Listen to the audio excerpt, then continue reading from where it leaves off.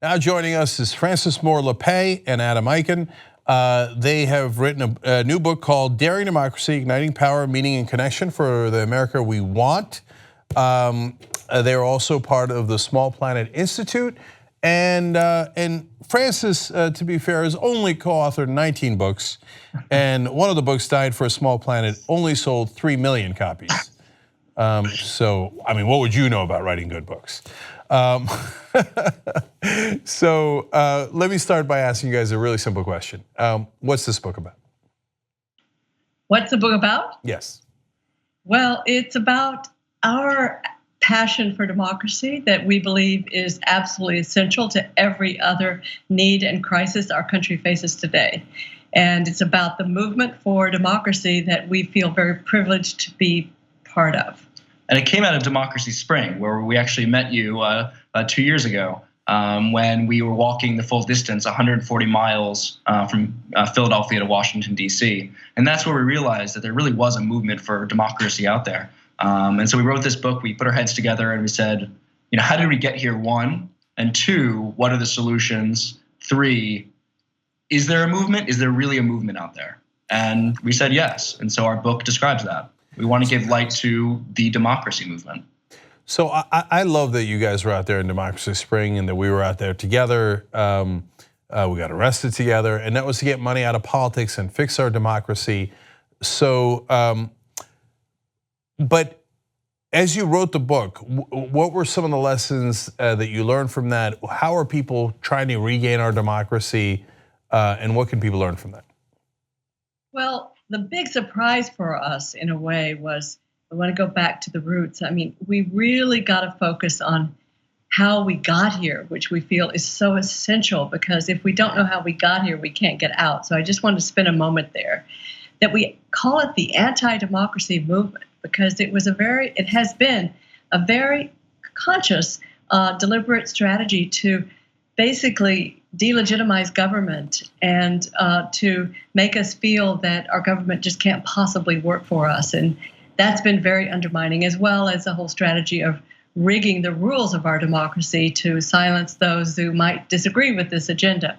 And that ranges from voter ID laws to unleashing money in politics to corporate lobbying. There's a bunch of different things that we outline, but it's very clear that it's trying to limit the voices of everyday Americans and really augment beyond belief the voices of those who have money. And we are not conspiracy theorists. This is all based on the public record.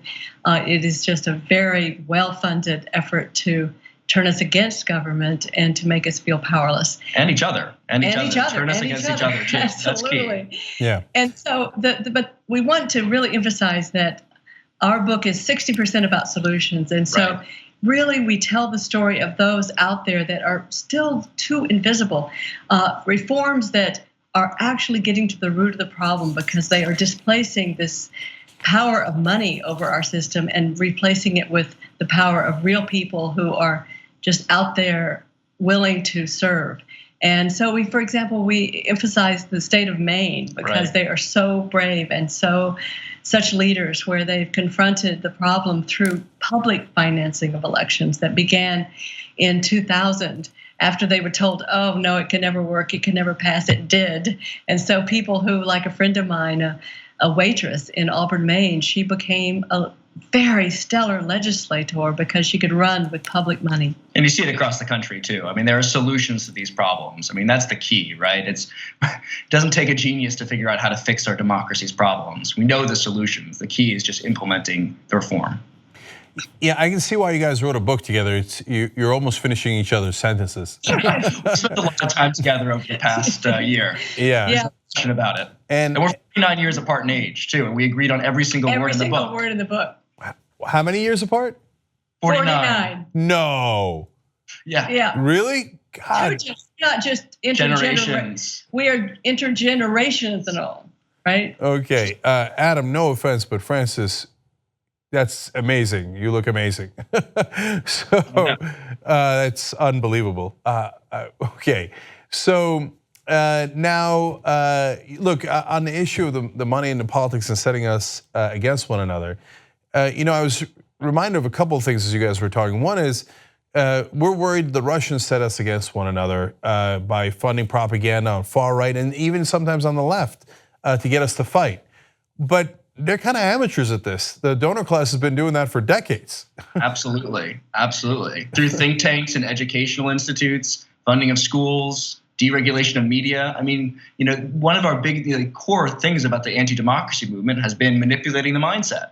I mean, they've been at this for 40 years, trying to change the way Americans think about government and about the market and about all this stuff. I mean, getting their ideology into the American, ether has been one of their major strategies. So the Russians are new to this, but the anti-democracy movement has already mastered this. And making politics so nasty that we don't want anything of that. Do you know that Newt Gingrich in the 1980s said that our political struggle has to be fought with the duration of and the savagery of a civil war? I mean, come on. It's incredible. And they really preach that you don't treat your opponent in the other party as a legitimate contester for, a policy. It's an enemy to destroy. And so there was a real nasty element introduced. Yeah, and another quote from back then is from Grover Norquist, to your other point about starving the beast. And Norquist, who's runs the main group who pushes for tax cuts for the rich, said we want to shrink government so small that we could drown it in a bathtub. And unfortunately they did in New Orleans and Houston. And today Trump revealed his budget, which after giving $1.5 trillion to the rich, or creating it, actually they gave about $6 trillion to the rich, but creating $1.5 trillion deficit, turned around and said, sorry, we don't have any money left for you guys, and I'm gonna cut things, including Medicare. Right, but the key thing here, though, is that despite all of that, Americans across the country are rising up, including in states like South Dakota, which is extremely conservative. They voted for Republicans in 80% of all statewide elections in its history as a state. And they passed the Anti-Corruption Act, and then the legislature overrode it, and now they're fighting again against the legislature. And you see this across the state, whether it's in San Francisco or South Dakota or Seattle, Washington. You see it all across the country, and we outline it, and just the chutzpah that these citizens have to be fighting against this anti-democracy movement is amazing. It inspires us every day. So you guys talk about that, and I do want to emphasize that, because in my experience, whether it's Young Turks or Wolfpack or Just Democrats or anything else, it seems to me that the number one tool or weapon that the bad guys have is hopelessness. Absolutely. Hopelessness. Yeah, I emphasize that actually hope is not for wimps. It's not some cop-out. Right. Hope actually, neuroscientists tell us, it reorganizes our brains toward solutions. So hope is a form of power. And that's why these stories have to be told. And these are regular people. These are not, some crazy activists. These are just regular people who want meaning, who want a voice, and who want to connect with their neighbors. And so they do the most creative things. I mean, one of the other things that we write about is the campaign for ranked choice voting in Maine, so that you don't end up with somebody less than a majority winning. You actually can vote your conscience. And you know what they did there? They taught people about ranked choice voting by having beer contests in their beer famous elections. beer elections in their famous breweries. Really creative strategies across the country to try and teach democracy, and that's exactly what we need. And this isn't Pollyanna hope, right? This isn't just, we're not just pulling this out of the blue. I mean, these are real success stories across the country that no one is talking about, and that everybody should know about, because this is where we get our hope if we're ever going to, take back our democracy. And in California, one of the big things that makes people feel crazy is the unfairness of the way our district lines are drawn, so that, as the saying is now going, that politicians can choose their voters instead of the other way around. But in California, I just heard this beautiful story from the actors involved, a 14-member commission now, an independent commission that is setting the lines. And they went through such an incredibly beautiful, complex democratic process to make it bipartisan, to make it reflect the whole state. to make it really participatory. And they took the power out of the politicians' hands. And they had 100 gatherings around the state where people could give their opinions about where the lines will be drawn. And Adam and I met somebody who participated in one of those participatory feedback sessions with the commissioners, and his view, his opposing view, was accepted by the commission. Citizen power. Citizen Go power. Figure. And I loved it. I loved it. So it's something that I see every day on this particular program, Rebel Headquarters, whether it's Katie Fahey in Michigan who organized to end gerrymandering, got 425,000 signatures, which could have cost millions of dollars, did it for free with over 1,000 volunteers in Michigan to end gerrymandering in that state ballot initiative. Represent us fighting in South Dakota on the exact issue that you guys talked about and getting conservatives and progressives to vote together for the first time. I haven't yet seen the beer democracy guys, but I gotta call them. Okay, that's next on my to-do list because that's a democracy I can get behind. So, and I love what you guys wrote. Courage is contagious, and that's exactly what I see in Wolfpack. So it starts with one person, and then two, and then four, and then next thing you know, it's a mountain army, and the lobbyists can't stand up to it.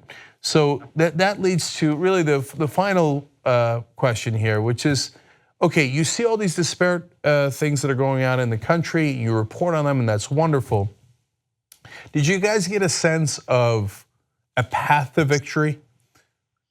You see what I'm saying by that? So all those people are fighting in their own way against gerrymandering in California and Michigan, et cetera.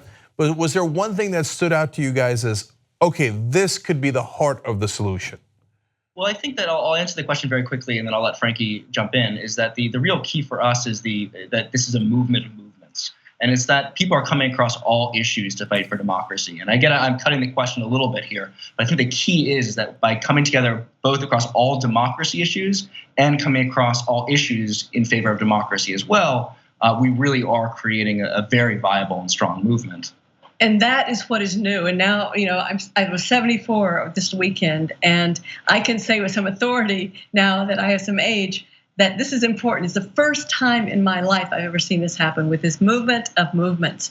So that Democracy Initiative, for example, has 63 organizations for democracy, for these reforms, representing groups as, from NAACP to labor to the environment, and 30 to 40 million people just in that one coalition alone, the Democracy Initiative. And so we've created a field guide to the democracy movement so that people can feel that there is this sweeping, powerful spirit growing, and it has a map on it where you can go to your state and see what campaign is underway there that you can participate in. And each reform leads to another reform. I mean, but each victory that we win, it builds more citizen power to the next victory, because we know there's no silver bullet. So I think that's really the answer. There is no silver bullet, but each victory is the citizens clawing back up to reclaim their democracy. It makes it one step easier, and that's exciting. Yeah. And just seeing things like that happen today, that the guest we had on before you guys at Rebel Headquarters, Lissa Lucas, just going and standing up to the politicians in West Virginia and just reading their donor list. They cut her mic, but you know what? It got the whole nation's attention. And now people know their donors way better than they ever would have if they just let her speak. And so it's American heroes like that. Although, Francis, I am a little worried you're hurting your credibility by claiming outrageous things like that you're 74. So I am so proud I was part of the war on poverty, so I know what it's like to make progress. Okay, I want everybody to check out smallplanet.org. That's their website. Francis is the founder of that, and Adam is the democracy fellow there at Small Planet Institute, but website smallplanet.org. But also, most importantly, of course, in this context, check out the book. It's called Daring Democracy, Igniting Power, Meaning, and Connection for the America We Want. Francis, Adam, thank you so much for joining us at Rebel Headquarters. Thanks for having us. Thank you, what fun, thank you so much. All right, looking forward to getting arrested with them again one day. And one day we will get that money out of politics. Courage is contagious.